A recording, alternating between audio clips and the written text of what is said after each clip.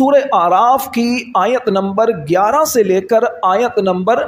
25 تک اللہ تبارک و تعالیٰ نے حضرت آدم علیہ السلام کا اور بی بی حوا کا اور شیطان کا ایک جو مشترکہ واقعہ ہے اس کو تفصیل کے ساتھ بیان فرمایا۔ اس کے اندر اس بات کو بیان فرمایا کہ جب اللہ تعالیٰ نے حضرت آدم علیہ السلام کو پیدا کیا تو فرشتوں سے فرمایا کہ سب فرشتے سجدہ کریں، تو سب فرشتوں نے سجدہ کیا، لیکن شیطان نے سجدہ نہیں کیا، یہ اکڑ کر کھڑا رہا۔ اللہ تعالیٰ نے اس سے پوچھا ما منعک اللہ تسجد اذ امرتک، کہ اے ابلیس تجھے کس چیز نے منع کیا کہ تو نے سجدہ نہیں کیا، جس کا میں نے حکم دیا تھا تو نے سجدہ کیوں نہیں کیا؟ تو ابلیس نے اس موقع پر کہا انا خیر من، کہ میں آدم سے بہتر ہوں۔ بہتر ہونے کی وجہ بھی خود ہی اس نے بیان کی، ریزن خود بیان کیا، کہا کہ خلقتنی من نار وخلقتہ من طین، کیونکہ تو نے مجھے آگ سے بنایا ہے اور آدم کو مٹی سے بنایا ہے، اور آگ جو ہے یہ افضل ہوتی ہے، طاقتور ہوتی ہے، مٹی پاؤں میں آنے والی چیز یہ کمتر ہوتی ہے، لہذا میں اس سے بہتر ہوں۔ حالانکہ اس بدبخت کو یہ سمجھ نہیں آئی کہ فضیلت والا وہی ہے جس کو رب فضیلت دے،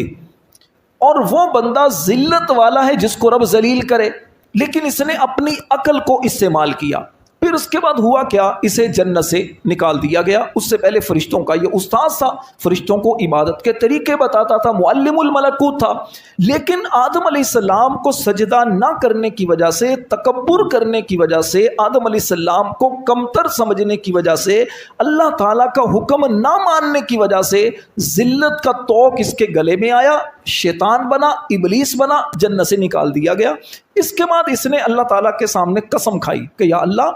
میں ضرور تیرے بندوں کو گمراہ کروں گا، ان کو دائیں بائیں آگے پیچھے سے وسوسے ڈال کر تیرا نافرمان کر دوں گا۔ تو اللہ نے فرمایا کہ تو اور تیرے جتنے پیروکار ہوں گے ان سے جہنم کو بھر دوں گا۔ پھر اس کے بعد اللہ تعالیٰ نے آدم علیہ السلام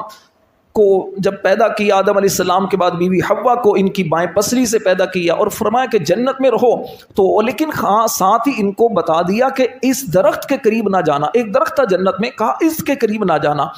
آدم علیہ السلام اور بی بی حوا جب تک اللہ نے چاہا جنت میں رہے۔ اب شیطان نے وسوسہ ڈالا، کسی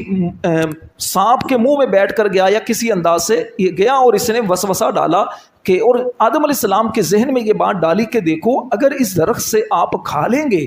تو اس سے آپ فرشتے بن جائیں گے، یا پھر آپ کو کبھی موت نہیں آئے گی، آپ ہمیشہ جنت میں رہیں گے۔ اب ایک وجہ تو یہ آدم علیہ السلام نے دل میں سوچا کہ اللہ کی رحمت میں ہمیشہ رہیں گے، ٹھیک ہے، یہاں پر نفسانی خواہش نہیں تھی، یہاں پر یہ تمنا تھی کہ میں اللہ کی رحمت میں ہمیشہ رہوں، جنت میں ہمیشہ رہوں۔ تو آدم علیہ السلام نے بی بی حوا کے کہنے پر اس درخت کے پھل سے کھا لیا۔ پھر اللہ تبارک و تعالیٰ کی طرف سے حکم ہوا کہ اب زمین پر چلے جاؤ، زمین پر آ گئے۔ جب تک اللہ نے چاہا زمین پر رہے، روتے رہے، پھر اللہ کی بارگاہ میں توبہ کی، اور وہ اللہ کی بارگاہ میں دعا کی جو قرآن میں ہے، ربنا ظلمنا انفسنا وان لم تغفر لنا وترحمنا لنکونن من الخاسرین، کہ اے رب ہمارے، ہم نے اپنی جانوں پر زیادتی کی ہے، اگر تو نے ہم پر رحم نہ کیا تو ہم خسارہ پانے والوں میں سے ہو جائیں گے۔ اللہ تعالیٰ نے آپ کی توبہ کو قبول فرمایا۔ اور ایک روایت میں یہ ہے کہ آدم علیہ السلام نے اللہ تعالیٰ سے دعا کی بحق محمد ان تغفر لی، اے اللہ ہمیں محمد صلی اللہ علیہ وسلم کے وسیلے سے ہماری بخشش کر دے، ہماری خطا کو معاف کر دے۔ تو اللہ تعالیٰ نے پوچھا کہ آدم تجھے یہ کس نے سکھائی،